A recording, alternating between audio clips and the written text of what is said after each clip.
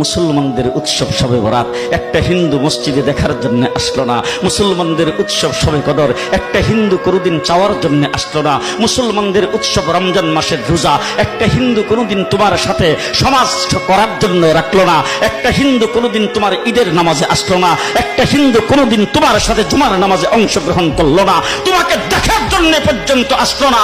তার কারণ হলো হিন্দুরা মনে করে এটা মুসলমানের উৎসব, আর তুমি মুসলমান হইয়া হিন্দুর দুর্গা পূজায় কিভাবে গেলা? তোমার কি হয়ে গেল? তোমার কি লজ্জা শরম তুমি ধুয়ে ফেলে দিয়েছো? তোমার কি কোনো লজ্জা শরম নাই? লজ্জা শরম নাই?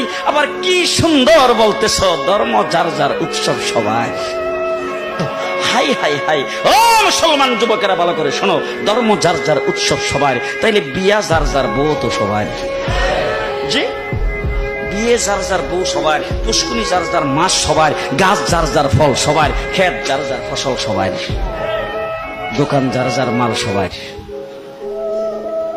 এখন ঘুমাইছে কি কথা বলেন না কেন? তাহলে আমার দোকানের মাল যদি আমার হয়, আমার ক্ষেতের ফসল যদি আমার হয়, আমার গাছের ফল যদি আমার হয়, আমার গাছের নারিকেল যদি আমার হয়, আমি বিয়ে করলে বউ যদি আমার হয়, মুসলমান আমার পুষ্কুনির মাস যদি আমার হয়, তাইলে ধর্ম যার উৎসব তার।